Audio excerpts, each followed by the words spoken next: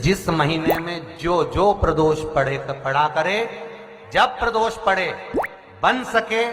1 बेलपत्र, बन सके 5 बेलपत्र, शमी पत्र, हरे मुंह, हरा मुंह, बेलपत्र, एक कलश के अंदर थोड़ा सा पानी लेकर 1 बेलपत्र, हरा मूंग, शमी पत्र डालकर और उसमें थोड़ा सा गुड़ डालकर भगवान शिव का स्मरण कर कर प्रदोष काल में, मान लो कोई काम आपका बहुत जरूरी है, बहुत दिनों से आप थक गए हैं, नहीं हो रहा, कर्जा बढ़ रहा है, धन नहीं आ रहा, व्यापार नहीं चढ़ रहा, या कोई समस्या बहुत प्रबल है, कोई एग्जाम में बैठ रहे हो नहीं हो रहा, परीक्षा भी दे दी है, रिजल्ट आने ही वाला है, तो भी प्रदोष काल में, प्रदोष के समय वो जल, मूंग, शमी पत्र और बेलपत्र और गुड़ का शिवलिंग में बल की प्राप्ति होती है।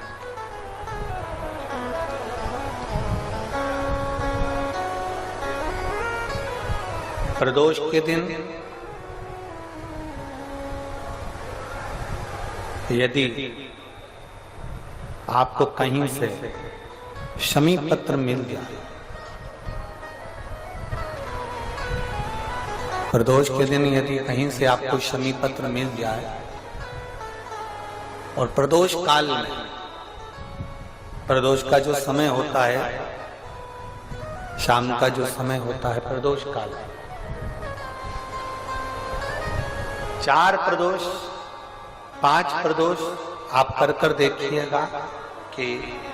आपका कोई काम है, कोई नौकरी के लिए आप अप्लाई कर रहे हैं, कोई समस्या बड़ी विकट आ गई है, कोई तकलीफ, बड़ा गला पकड़ रहा है बेटा,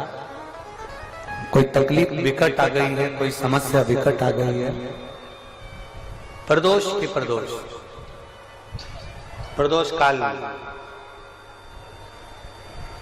अगर 1 शमी पत्र भी आप घर के शिवलिंग को, अब ये करने के लिए आपको मंदिर पे शिवलिंग नहीं जाना, अपने घर में जो शिवलिंग, चाहे वो स्फटिक का हो, पारद का हो, कंकर शंकर का हो, लकड़ी का हो, जो शिवलिंग तुम्हारे घर में, कांच का हो, चाहे वो नर्मदा के कंकर का हो, नर्मदेश्वर हो, पाषाण का हो, जो शिवलिंग, चांदी का हो, सोने का हो, तांबे का हो, पीतल का हो, जो शिवलिंग तुम्हारे,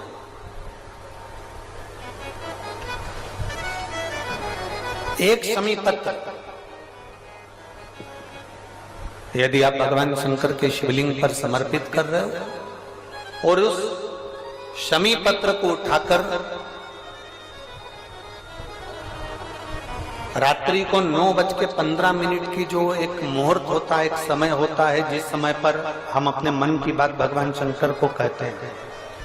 पूर्व में भी इसका वर्णन हम कर चुके हैं कथाओं में, उस 9:15 पर वो शमी पत्र को उठाकर एक कागज में, एक कटोरी में उसको रखते थे। 4 या 5 प्रदोष के उस शमी पत्र को अपने पास में रखिए और जिस कार्य के लिए जा रहे हो उसको जेब में ऊपर के भाग में उसको रखकर लेकर जाइए, आपका वो कार्य सफल होकर ही रहेगा। प्रदोष पर करें और लक्ष्मी के लिए कोई उपाय करें तो कौन सी प्रदोष पर करें, तो अच्छे से सुन लेना भाइयों। शुक्ल पक्ष में जो प्रदोष पड़ती है वो लक्ष्मी की वृद्धि के लिए होती है, कृष्ण पक्ष में जो प्रदोष पड़ती है वो रोग और बीमारी को मिटाने की होती है। तो जितने उपाय आपको प्रदोष के बताए जाते हैं उस हिसाब से आप करो कि शुक्ल पक्ष की प्रदोष है तो लक्ष्मी का कोई उपाय करना है तो हमें शुक्ल पक्ष की प्रदोष पे करना है। अगर हमें बीमारी से निपटने का कोई इलाज करना है या कोई उपाय करना है तो उसको कृष्ण पक्ष की प्रदोष पर करना है। अब शुक्ल पक्ष की प्रदोष, उसकी प्रदोष का दिन था, बैठा हुआ था,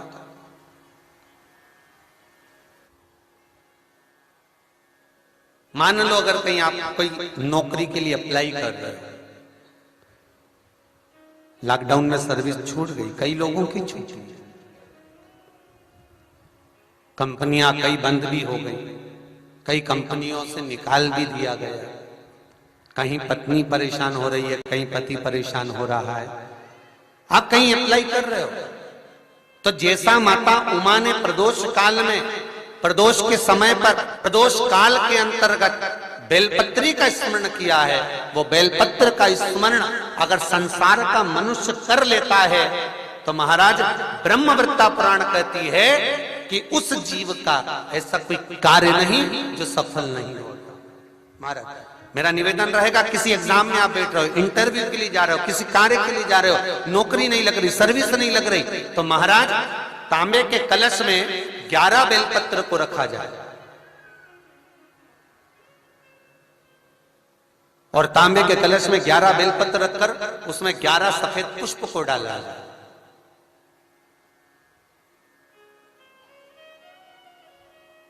लाल चंदन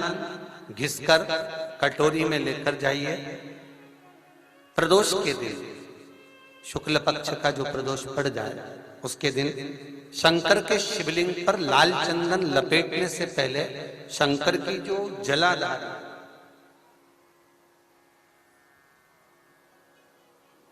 महाराज ये शिवलिंग है,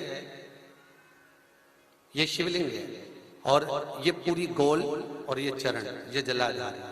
ठीक है। आपको पहले भी कहा है शंकर जी की पूरी जलाधारी में शंकर जी का संपूर्ण परिवार है। राइट जो चरण है जहां से पानी नीचे गिरता है वो गणेश जी का स्थान है, लेफ्ट कार्तिकेय जी का स्थान है, बीच में जो एक मोटी सी लाइन है वो अशोक सुंदरी का स्थान है। जहां पर शिवलिंग रखा हुआ है ये माता जगतजननी जगदम्बा का हस्त कमल है। शंकर भगवान को मां अपने हस्त कमल पर रखी हुई है। ऊपर से जो बूंद बूंद पानी जलाधारी से नीचे गिर रहा है ये शंकर भगवान की 5 लड़कियां हैं, जया, विषहरा, सामरीबारी, दोतली और देव। ये ऊपर से बूंद बूंद जल क्रीड़ा शंकर जी के साथ में करती हैं। शंकर भगवान का संपूर्ण परिवार जलाधारी में विराजमान है। शिव महापुराण कहती है, माता उमा का चरित्र कहता है, कोई एग्जाम में बैठ रहे हो, कोई कंपटीशन एग्जाम में बैठ रहे हो और चाहते हो कि मेरी नौकरी इसमें लगना ही चाहिए, तो लाल चंदन का लेपन आपको इस पूरी जलाधारी पर करना है। लाल चंदन का लेपन पूरी जलाधारी पर करना। और महाराज जी जिस